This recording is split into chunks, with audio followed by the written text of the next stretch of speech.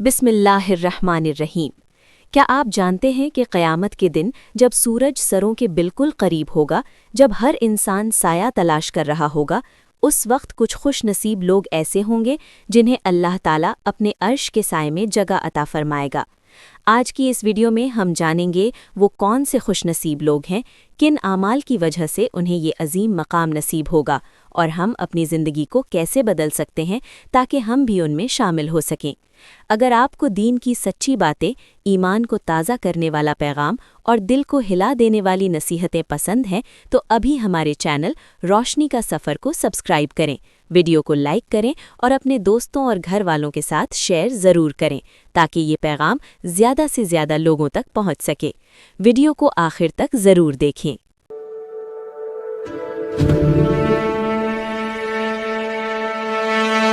آئیے آج ایک بہت ہی خاص اور اہم موضوع پر بات کرتے ہیں، ایک ایسی حدیث جو ہمیں بتاتی ہے کہ قیامت کے اس سب سے مشکل دن جب کوئی سایہ نہیں ہوگا تو کون وہ خوش قسمت لوگ ہوں گے جنہیں اللہ کی طرف سے خاص پناہ، خاص سایہ نصیب ہوگا۔ ذرا تصور کیجئے ایک ایسا دن جو ہماری دنیا کے 50,000 سال کے برابر لمبا ہوگا۔ اسے روز محشر یعنی حساب کتاب کا دن کہا جاتا ہے۔ اس دن کی جو سختی ہے، جو پریشانی ہے، اس کا ہم اندازہ بھی نہیں کر سکتے۔ ہر شخص بس ایک محفوظ جگہ کی تلاش میں بھٹک رہا ہوگا۔ اور اس دن کی سب سے بڑی مشکل شدید گرمی ہوگی۔ حدیث میں آتا ہے کہ سورج بالکل سر کے قریب آ جائے گا، جس سے ناقابل برداشت تپش ہوگی، اور سب سے اہم بات، اس گرمی سے بچنے کے لیے کوئی درخت، کوئی عمارت، کوئی سایہ نہیں ہوگا۔ لیکن اس ساری نا امیدی کے بیچ ایک امید کی کرن بھی ہے، اللہ کی طرف سے ایک خاص رحمت کا وعدہ، ایک ایسا سایہ جو اللہ کے عرش کا سایہ ہوگا۔ لیکن سوال یہ پیدا ہوتا ہے کہ یہ خاص پناہ، یہ ٹھنڈک آخر ملے گی کس کو؟ تو اس پوری گفتگو میں ہم انہی خوش قسمت لوگوں کے بارے میں جانیں گے۔ ہم دیکھیں گے کہ وہ کون سی ایسی خاص خوبیاں ہیں جو کسی انسان کو اس بڑے انعام کا حقدار بنا دیتی ہیں۔ حدیث مبارکہ میں بالکل واضح طور پر 7 قسم کے لوگوں کا ذکر کیا گیا ہے، صرف 7 قسم کے لوگ جنہیں اللہ تعالیٰ اپنی خاص رحمت سے اس دن اپنے عرش کا ٹھنڈا سایہ نصیب فرمائیں گے۔ تو آئیے اب ایک ایک کر کے دیکھتے ہیں کہ یہ خوش نصیب لوگ آخر ہیں کون، اور ان کے اعمال ایسے کیا تھے جن کی وجہ سے انہیں اتنا بڑا، اتنا خاص انعام ملے گا۔ پہلی 2 قسمیں معاشرے کے 2 بہت اہم ستونوں سے تعلق رکھتی ہیں، ایک ہے قیادت اور دوسرا ہے جوانی کا صحیح استعمال۔ اس فہرست میں سب سے پہلے نمبر پر ہے انصاف کرنے والا حکمران۔ سوچئے، ایک ایسا لیڈر جس کے پاس اختیار ہے، طاقت ہے، لیکن وہ اسے اپنی ذات کے لیے نہیں بلکہ کمزوروں کو انصاف دلانے کے لیے استعمال کرتا ہے۔ یہ بہت بڑی ذمہ داری ہے اور اس کا اجر بھی اتنا ہی بڑا ہے۔ دوسرا خوش قسمت وہ نوجوان ہے جس نے اپنی جوانی کا بہترین وقت، جب انسان میں سب سے زیادہ طاقت اور توانائی ہوتی ہے، اللہ کی عبادت میں گزار دیا۔ دیکھیے، جوانی میں دنیا کی کشش بہت ہوتی ہے، لیکن ان سب چیزوں کو چھوڑ کر اللہ کی طرف متوجہ ہونا واقعی ایک بہت بڑی قربانی ہے، اور اس کا انعام بھی پھر اتنا ہی بڑا ہے۔ اچھا، اب اگلی 2 صفات دیکھتے ہیں۔ ان کا تعلق انسان کے اپنے رب کے ساتھ ایک ذاتی، ایک گہرے تعلق کو ظاہر کرتا ہے۔ تیسرا شخص وہ ہے جو اکیلے میں، جب کوئی بھی دیکھنے والا نہیں ہوتا، اپنے رب کو یاد کرتا ہے، اور اس کی یاد میں، اس کے خوف میں یا اس کی محبت میں اس کی آنکھوں سے آنسو جاری ہو جاتے ہیں۔ یہ آنسو دکھاوے کے نہیں ہو سکتے، یہ تو خالص نیت اور سچی محبت کی علامت ہے، یہی تو عبادت کی روح ہے۔ چوتھا وہ شخص ہے جس کا دل مسجد سے اٹکا ہوا ہو، اسے دنیا کے ہنگاموں میں نہیں بلکہ مسجد میں سکون ملتا ہے۔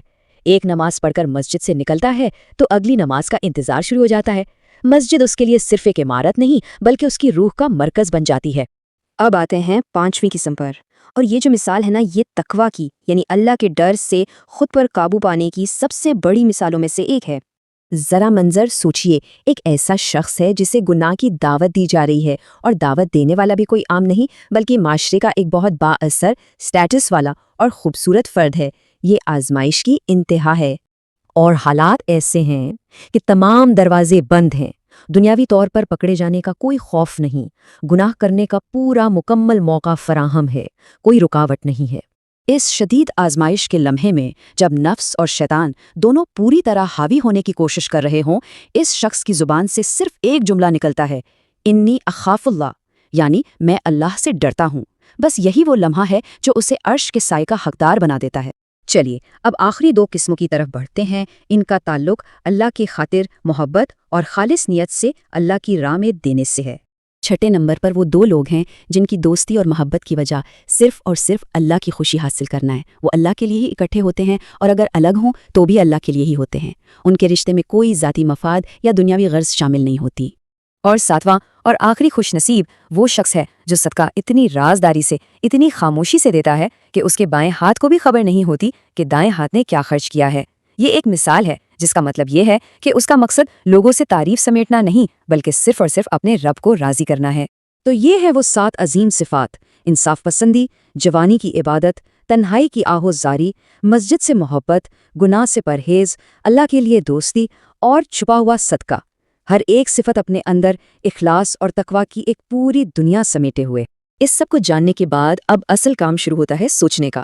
یہ صرف ایک کہانی نہیں بلکہ ہم سب کے لیے ایک دعوت ہے، ایک موقع ہے کہ ہم بھی اپنی زندگیوں کا جائزہ لیں اور دیکھیں کہ ان میں سے کون سی ایسی خوبی ہے جسے ہم اپنا سکتے ہیں تاکہ ہم بھی اس مشکل دن اللہ کی خاص رحمت کے مستحق ٹھہر سکیں۔